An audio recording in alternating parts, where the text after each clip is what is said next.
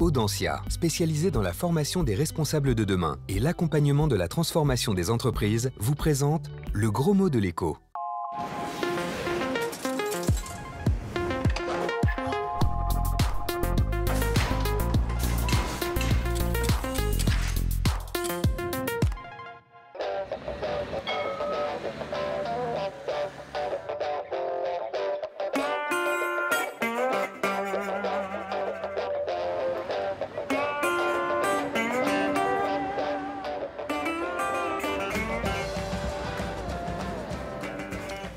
Bonjour et bienvenue à Nantes dans le gros mot de l'écho.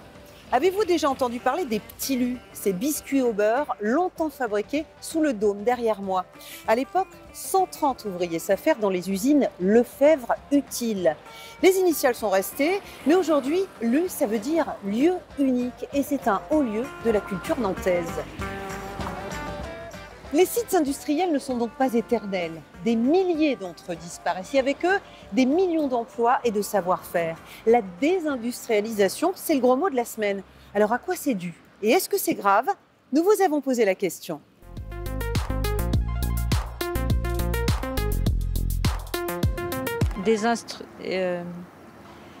Répétez le mot. Peut-être faire plus de produits locaux ou quelque chose comme ça, enlever les usines du coup. C'est sûr que ça va avoir beaucoup d'impact économique sur le pays si on fait disparaître les industries. C'est quelque chose qui n'est pas, c'est pas une décision facile à prendre en tout cas. Ça évoque le transfert de l'ensemble de l'outil de production industrielle à l'étranger, dans des pays à bas coût.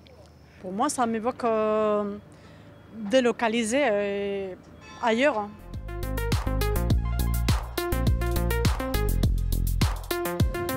Bonjour François Bost. Bonjour. Quand on parle de désindustrialisation, on la reconnaît à quoi? D'abord à la destruction des emplois industriels? Oui, c'est la façon la plus pratique de le faire. Ça peut être aussi la destruction des usines, la fermeture des usines. C'est un vrai indicateur aussi. En termes de perte d'emploi, ça représente quoi? De 1970 à 2019, pour être très précis, c'est moins 2,4 millions d'emplois. Alors vous parlez pourquoi là? Pour la France? Pour la France. On doit être le pays qui a pris le plus au pied de la lettre l'expression de société post-industrielle. Et donc, il faut savoir qu'en 1970, c'était l'année record, on était encore à 6 millions d'emplois industriels. Et ça veut dire que l'emploi industriel pèse 11% de l'emploi total. Aujourd'hui? Aujourd'hui. Alors qu'avant, c'était combien? Au maximum, on a été un peu plus de 30%. Oui, donc c'est une chute absolument colossale. Qu'est-ce qui explique la désindustrialisation? Pourquoi ça arrive? C'est fondamentalement la perte de compétitivité. Ça veut dire que l'on est frontalement en concurrence avec des pays émergents qui font aussi bien, peut-être mieux, mais qui font moins cher. Et donc on est obligé, face à cette concurrence, de rogner sur nos marges bénéficiaires. Ça fait autant de moins pour investir. L'Allemagne, qui est positionnée sur le haut, moyen, haut et très haut de gamme, elle n'a pas ces problèmes, elle pratique les prix qu'elle veut, ou presque, et elle peut investir massivement dans sa recherche-développement. Qu'est-ce qu'il y a comme conséquence de la désindustrialisation? On perd des capacités de recherche-développement, ça c'est une évidence, parce qu'on ne trouve plus d'intérêt évidemment à investir dans ce domaine. Et puis surtout, on augmente de manière absolument spectaculaire la dépendance vis-à-vis de l'extérieur. On ne sait plus faire. On ne sait plus faire et donc on est obligé d'importer au prix fort. Et cette capacité d'innovation, de recherche et développement dont vous parlez, on imagine aussi qu'elle profitait au reste de l'économie? Tout à fait. En gros, ce qu'il faut savoir, c'est que la recherche-développement dans l'industrie, c'est 80% du total de la recherche en termes d'investissement. Donc c'est absolument colossal, avec des effets collatéraux de diffusion, évidemment, qui sont très très forts dans tous les domaines de l'activité. Et si on se place à l'échelle locale, j'imagine que ça a aussi un impact énorme sur le territoire. Les territoires anciennement industrialisés, notamment, qui ont, depuis 40 ans, été frappés par des vagues de désindustrialisation successives, qui perdent en attractivité, qui voient partir leur population, qui voient vieillir aussi leur démographie. Et vous pensez bien que transformer ces territoires, reprendre leur attractivité, c'est extrêmement compliqué. Merci beaucoup François Bost pour ces explications. Merci.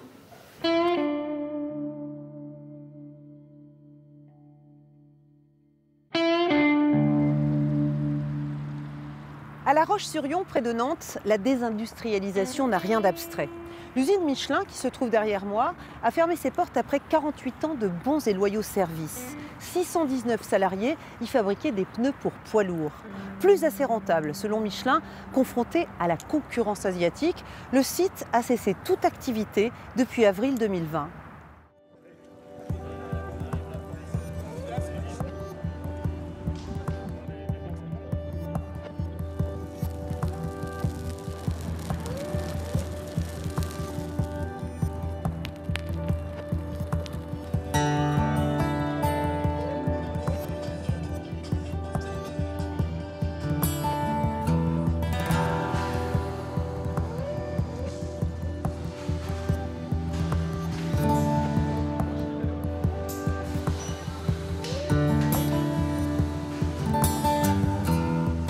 Les bâtiments sont toujours là, mais toutes les machines ont été démontées, transférées sur d'autres sites ou mises à la ferraille.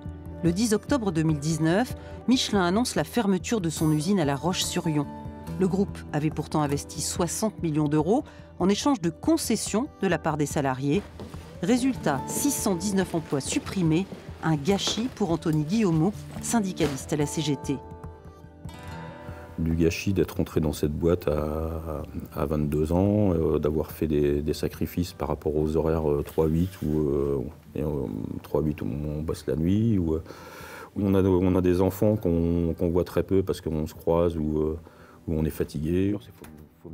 L'inspection du travail de La Roche-sur-Yon a fait un très bon travail de recherche et sa conclusion, c'est qu'il n'y a pas de motif économique, c'est juste une volonté pour Michelin de faire des bénéfices supplémentaires, de la marge supplémentaire.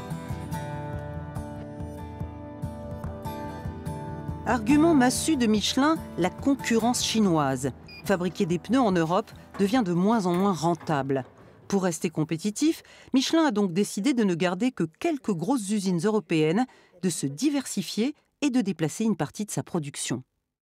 Malgré tous les efforts fournis par le personnel et ce plan de compétitivité, nous n'étions pas arrivés à un niveau suffisant pour pouvoir rester actifs dans le cadre des usines poids lourds Europe.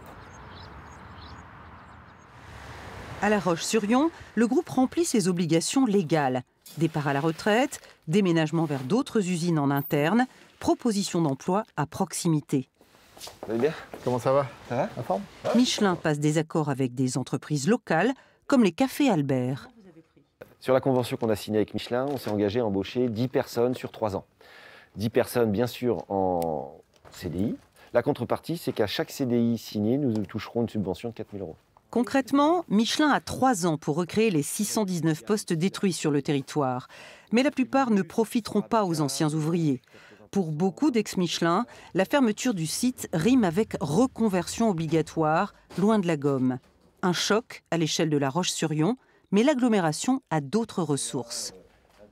Alors, il y a beaucoup de tertiaires, il y a de l'agroalimentaire, il y a aussi des entreprises très innovantes, hein, de la robotique. Nous avons un des premiers fabricants de chauffe-eau en Europe, hein, avec Atlantique. Michelin est un employeur parmi d'autres, un employeur important, mais non, La Roche-sur-Yon ne dépend pas uniquement de Michelin.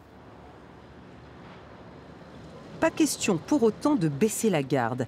La priorité des élus, c'est de conserver un maximum d'industrie sur leur territoire.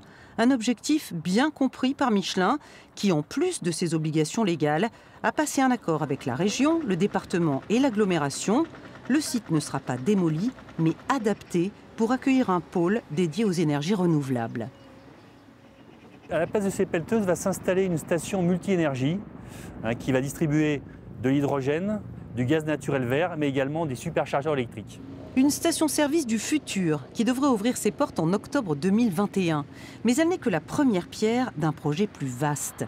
À l'intérieur des bâtiments, des milliers de mètres carrés disponibles pourraient bientôt accueillir de la production, de l'assemblage, de batteries, d'hydrogène, mais aussi des laboratoires de recherche ou un centre de formation.